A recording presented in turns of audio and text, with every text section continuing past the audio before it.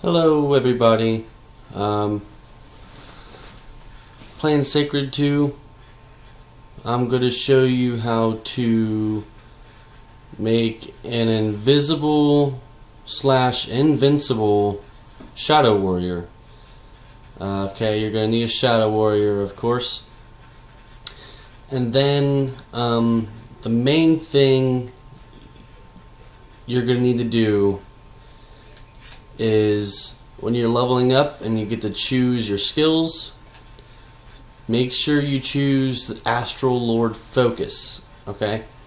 And that's going to let you be able to eat runes for your Shadow Veil without having any kind of penalty on it, like it levels up 0.2 or 0.3 or 0.4 instead of a whole level. Shadow Veil is here. I've only eaten 28 runes, but like 3 of them were on accident. So you only need to eat 25. So that means you're going to need to get this to the highest spell level without penalty to 25 instead of, mine's 26, but whatever. Once you get to 25, you'll be able to have a 100% chance of not being detected while casting spells. And the enhancement levels that you want to choose for this, when you start leveling this up, you'll get these little points you can put into these things. And the ones you're going to want to use is Avoidance. It reduces the effect of incoming determinal spells. I used Fade. It greatly reduces the detecting chance while casting spells, which both of those are really... It doesn't really matter anymore after you get the Sinister Pact. It's the effect of the Shadow Veil is permanent rather than temporary. And once you get that, you're set, you're good to go. Like, it doesn't matter. Like, you're basically invincible. It's like God mode for this game, only for the Shadow Warrior. Nobody else has something like this, but that I know of anyway. And I've been playing this game for a long time. But yeah, after you get Sinister Pact and the effect is permanent, basically you can have your Neither legions, that's your skeletons. You can level them up and have them do all your dirty work for you, or you can actually just do it on your own by casting spells and not using weapons. Because if you use like a sword or an axe or a hammer or anything like that, your Shadow Veil is going to be gone and they'll be able to see you and hit you. But the bad thing about having allies like this, like the skeletons for Neither legions, is that if they get hit with an AoE attack, like an area of effect damage, like it hurts all of them, it's going to hurt you too. My best advice would be to get an energy gun and not use your skeletons on bosses. Because the energy gun, you can still shoot it and hurt the enemy with a normal attack and still not get detected. I think they messed up on that, and that makes it kind of an overpowered build. But that's what I'm using right now. Is I'm using the Testa Annihilator. It's an energy gun. I'm not sure if bows will work with this or not. But I know the energy gun does. It's a ranged attack. I just know you can't use swords and stuff like that because they'll be able to see you. But after you get that, a lot of these skills, like attributes. Your attributes is what you're gonna want is this. You're not going to need stamina for your comp. Well, yeah, I guess you might need that if you're using spells a lot, but that's where this comes in to take care of some of that, I guess. But you're not going to need vitality anymore. because you're not gonna get hit, so you don't need health.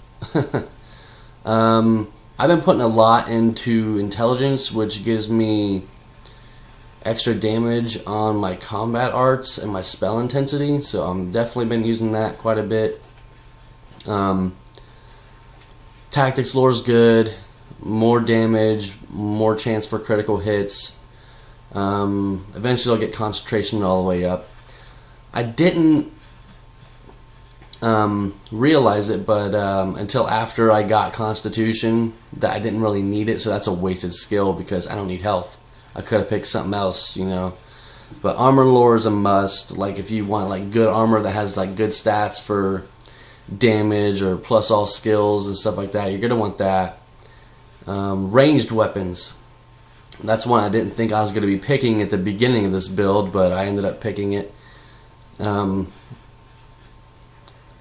as my last one that I have so far. I still have 2 more empty slots. I don't know what I'm gonna pick for that yet. But this is going to give me more attack speed, attack values up, and I can hold ranged weapons of a higher level than my current level. Iron level without penalty is 48, and I'm on level 39. So let's go test this out, and I'll show you exactly how it works. Okay, let's get rid of my skeletons real quick. And let's get rid of the shadow veil so that they can hurt me. Let's just see what happens. Let's see which way am I going. Let's go the other way. Yeah, I kind of exploded those skeletons all over the place. That was pretty cool. Well, let's go find some enemies real quick. Okay, here's some. See, he's going to attack me, and he's hurting me. But I'm invisible now. He can't see me. So if I summon my skeletons out, they're going to go do my work for me.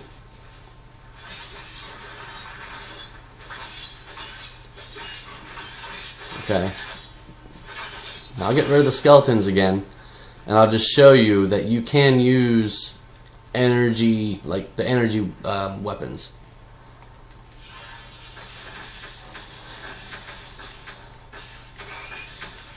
See, I'm just using my basic attack, which is, it's set for X right now, but you can use that, your combat arts and stuff. They don't see you, they're not going to attack you, nothing. Especially, it comes in handy on the final boss because he does a lot of like AoE damage, so you're going to want to get rid of your skeletons. And if you have any quest allies following you, you're going to want to finish those quests and get rid of them, because if they get hit with AoE, you're getting hurt too. So any allies you have that get hit with an AoE attack, it's going to hurt you too. So just get rid of all of them. And fight bosses solo would be my recommendation, unless you want to continue with your constitution and get your HP up and stuff like that, and you won't really be worried about it. But that's basically it. I mean, just I'll go over it one more time here in just a second. I guess I can bring my skeletons out so they can do this, so I can talk to you guys. Okay, but basically, all you need is Astral Lord Focus at level 25. And then, let me show you real quick. You'll get like these runes, like right now I don't have any runes for me, but you can get these runes, and if you get to a rune master and you have some runes, you can trade them in for runes for your class, and that's mostly what I do. But then you eat those runes until you get up to 100%. Once you get to 100%, you don't have to put no more. You don't have to eat no more runes. That's it. But make sure you pick Sinister Pact as your third enhancement skill for the Shadow Veil. Because if you don't, then you're not gonna be invisible forever. But that's that. Anything else? I guess I can talk about my skeletons for a second. The skills that I have for my skeletons are the squad. It conjures an additional spectral soldier. Commander conjures yet another spectral soldier. and refreshment increases the hit point regeneration rate. Because they will die, but they will come right back to life. Like, you don't have to worry about them dying and like being gone forever and having to wait forever to revive them and all that. Because when they die, their hit point regeneration kicks in and their health goes back up, and they just stand back up and continue fighting. But that's basically everything that I wanted to talk about, I guess. Yeah, that's basically it. Alright, well, if you found this helpful, give a thumbs up and like it. If not, you can dislike it. Leave me some comments, subscribe, whatever you want to do. Favorite the video, share it with your friends who play this game. Might be helpful. It might sound like a boring build, but I mean, if you're just starting and you want to just like get a feel of the game and, you know, learn how everything goes, then this is probably the build you're going to want to choose. But yeah, thanks for watching. See you later.